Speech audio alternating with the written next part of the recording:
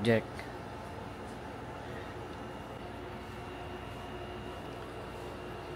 Say what's up, Charot. Vlogger. What's up mga kakong? Ha? Anong oras na ba? Ay, alas 6 pa mo lang pala. Magkunwari ka na, wala bagong matang. Bagong gising ako, mga pre, bagong gising ako, ay parang kukunin ako ng liwanag, puta. Hi, ako si Tope, hindi mahilig sa kape. And welcome to my vlog. Episode 2 na ng aking second travel vlog. Sir Art, good morning. Morning, Sir Art. Kape. So it's 6 o'clock in the morning. Yes. Pakita ko sa inyo yung sunrise dito sa OZ Camp. Ish, ang ganda. Damn.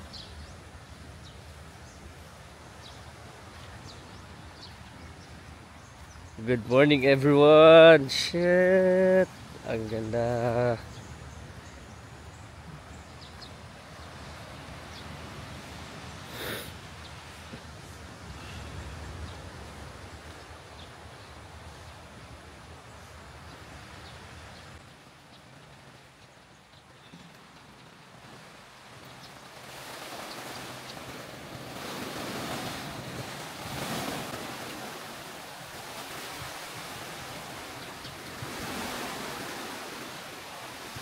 Alright, so ito yung ano nila, mini pool para sa mga bata nasa kalagitnaan ng OZ Camp.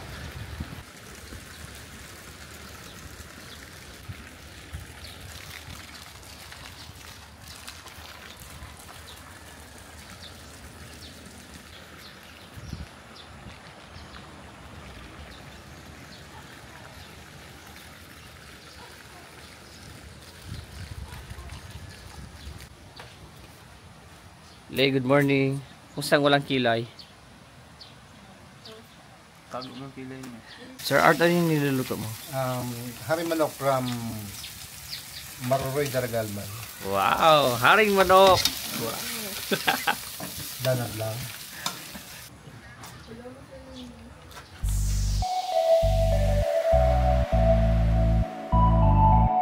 Hanap mo ba ang resort na malawak, mapresko, affordable at cozy? OZ Camp Resort is the place to be to spend your summer getaway.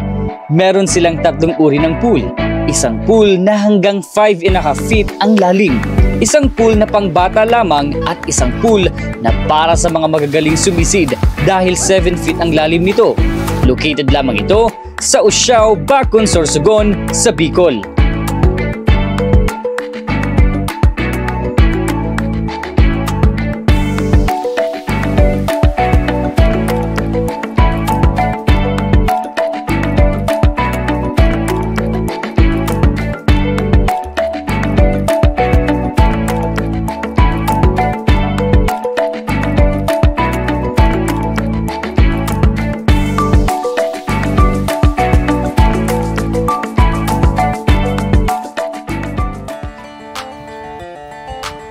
Tamang-tama ang lugar para sa mga gustong tahimik lang. Dahil alam mo ba, bawal daw ang videoke dito. Tamang-tama din ang lugar para sa mga team building activities. O kaya naman, birthday celebration. Kagaya ko na dito ko na din sinelebrate ang aking birthday and at the same time, summer vacation na din ang aming team. Meron lamang silang 4 na villa for stay-in. Ang Harlan Villa worth 3,500 pesos ang renta. This can accommodate 10 to 15 people.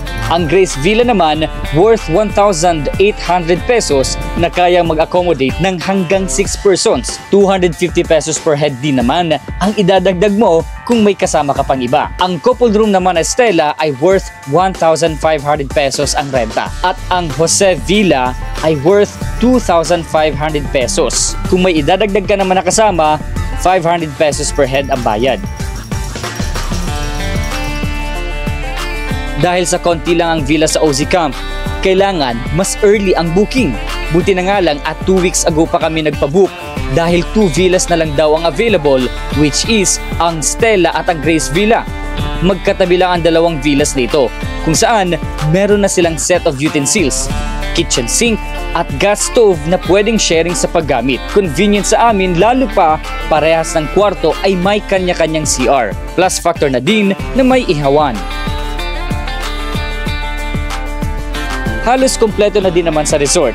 May mga CR pa sa paligid, mga cottage para sa mga walk-in customers. At syempre, maganda ang view lalo na sa tabing dagat. Ewan ko na nga lang kung pwedeng lumangoy dito. Meron na din nga pala silang tindahan para kung may kailangan ka, naiwan ka sa bahay o sa opisina, pwede mong mabili dito pero depende pa din sa availability ng bibilhin. Maganda din magkwentuhan sa lugar lalo na sa gabi dahil mahangin. Kaya perfect sa overnight stay ng barkadahan, ng pamilya o ng mga office mates. At heto pa, kung visit ka nga pala, mas maganda kung meron kang dalang drone camera para mas kitang-kita ang ganda ng OZ Camp.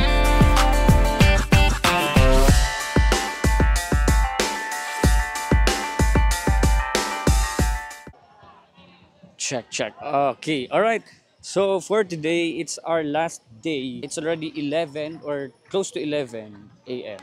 And ngayon na, mag-check out na kami ng around 12 o'clock noon. So, maya-maya, impake na kami. Maghanap lang ako ng malilim para doon tayo mag-usap kung kumustahin natin ang OZ Camp. So far, so good. So far yan, mag-enjoy yung mga tao. Sige.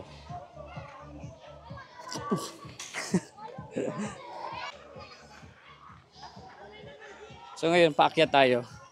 Kaya ngayon, kitang-kita yung view ng kids pool sa gitna ng campsite o camp area. Sige. Ito, medyo malilim lang na part.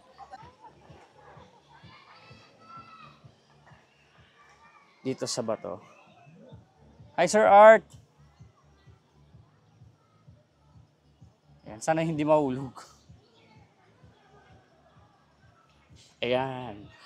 Okay. Mic test. So ngayon, it's our last day. Actually, overnight lang naman kami dito sa OZ Camp. Dito sa Bacon, Sorsogon. So far, so good. Maganda yung area and malawak. Ano nga lang, siguro ko kailangan mo din talaga magpabook ng earlier kasi mabilis maubos or mabilis mabook yung mga rooms na available dito sa OZ Camp. So kung hindi ka makabook, hindi ka makakapag-overnight. But hindi ko lang nakausap yung may-ari kung pwedeng pagdala na lang ng tent, then pwede mag-overnight through tent. Pwede mga walk-ins. Actually ngayon na morning, napakarami ng mga walk-in clients or customers. Actually, mapapuno na din yung area. So far, so good. Maganda yung area and napaka-relaxing. Yung tipong pagod ka na din sa trabaho or gusto mo din talaga magbakasyon, okay na okay dito.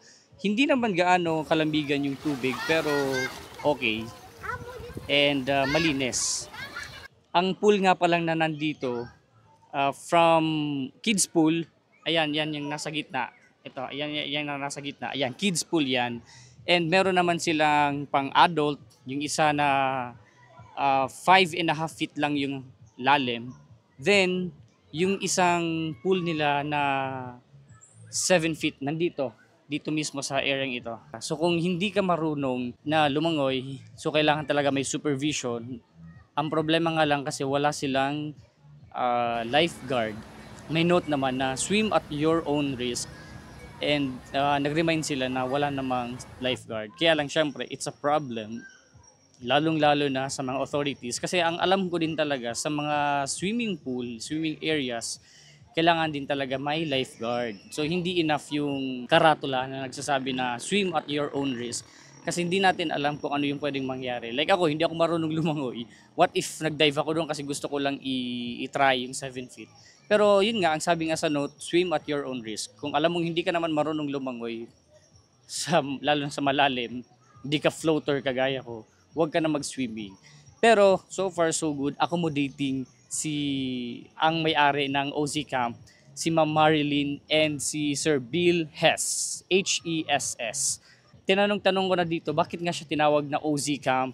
Akala ko apelyido yon ni may-ari na OZ. Yung pala, kasi yung may-ari nito, si Sir Bill Hess, is from Australia. So he is an Australian and ang tawag ba sa kanila mga Aussie. So yun, ginawa nila yung Aussie na OZ Camp. Kaya na lang OZ. So ang dating parang ano siya, bakasyonan. Tamang-tama to sa mga friends and family. Actually, maganda yung area for team building. May nakita na nga ako doon na para mga students yun na magkakaroon sila ng team building. Yung na-videoan ko kanina. And pwede kang dumala o magdala ata ng sarili mong tent. Yun ang perks kumbaga na maganda yung area, pwede kang magdala ng tent. And sa mga retired na, tamang-tamang pang-relax ang area si OZ Camp. Kagaya ni Sir Art. Sir Art, kumusta yung OZ experience? Magayon, Magayon. 24 hours kang ma-enjoy. Okay, tama. 24 hours kang mag-e-enjoy kasi hindi naman pinagbabawal dito yung mag-enjoy ka 24 hours like kunwari naka-overnight ka tapos 24 hours or at least 12 hours kayong gising. Okay lang naman yun sa kanila. Basta wag lang masyadong maingay and wag lang yung sobrang pasaway kasi nga gagaya nga ng swim at your own risk, enjoy at your own risk kumbaga. Bawal din pala dito ang video okay. Kasi syempre, naiintindihan ko naman kasi may mga private person na nandito. So ayaw nang maingay. So okay lang yun na kahit speaker lang, tugtog-tugtog lang, basta masyadong ano lang, hindi masyadong malakas. Along the road lang din naman to, lalo na sa Bacon, from the city of Sorsogon, then connect lang sa Bacon, then few minutes ride actually from SM City Legazpi, from SM City Sorsogon. Nakita ko dun sa maps, nasa 21 minutes lang na drive. Then parang nasa 13 kilometers or 13 to 14 kilometers from the SM Sorsogon then papunta dito sa Bacon. So malapit lang naman talaga siya. And yun nga, nag-remind ako kanina o nagsabi ako kanina na dapat nakapagpabuka na kasi konti lang naman yung rooms available dito. Siguro kung ano lang, 1, 2, 3, 4, mga close to 5 rooms lang ang available. So talaga dapat ng pabuka. Like kagaya ng kagabi, may biglang dating lang. Tapos akala nila nakapagpabook sila kasi nag-message sila sa Facebook page ng OZ Camp. Pero hindi pala. Buti na lang kami, at least 2 weeks ago, talaga nakapagpa-reserve na kami. And 2 rooms na lang ang available. Yung isang pang-couple at isang good for 5 to 6 persons. So kinuha na namin yung 2. Yung nakuha namin palang room is yung 5 to 6 persons. Nasa 1,800 pesos lang siya. Then nasa 1,500 naman yung room na isa. So ngayon kung magpapa-reserve kayo, 1,000 pesos per room. Ano po? So 2,000 kung dalawa syempre. Very important ang early booking dito sa OZ Camp. Actually sa nakikita ko dito, madami pang pwedeng i-improve yung OZ Camp kasi malawak yung area. Tapos madaming mga magkakalapit lang na nyog, puno ng nyog. So naisip ko nga pwedeng maglagay doon ng yung parang web, yung ginagawang higaan na web. Nakalimutan ko ang tawag doon, basta para siyang sapot na mga gamit ang mga panali. Anong tawag sa panali? Lubid, yun, mga lubid na kulay puti. Yung tinatawag nilang web. So pwede yung gawin nila na para ma-improve yung location dito.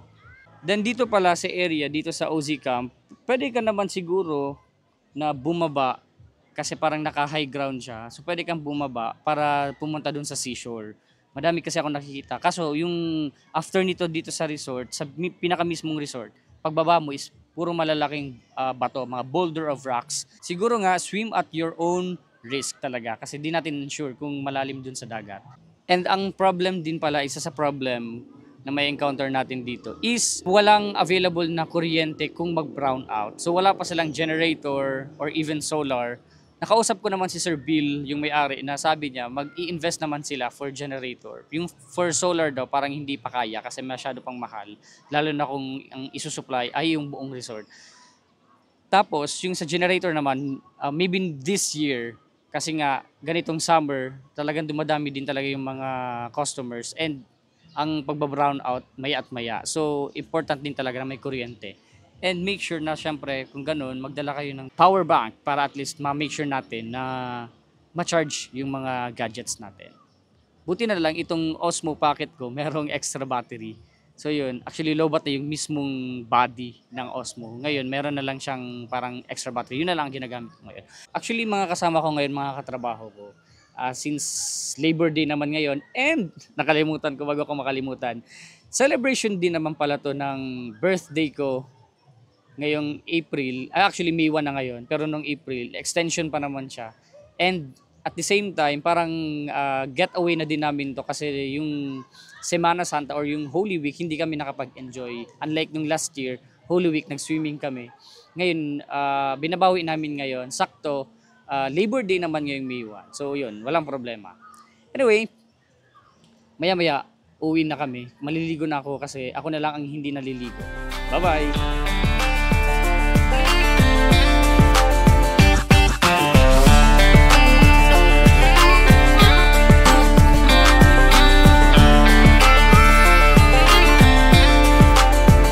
Kaya ano pang hinihintay nyo? Kung nagpaplano kayong dumayo ng Sorsogon, bisitahin nyo na ang OZ Camp Resort.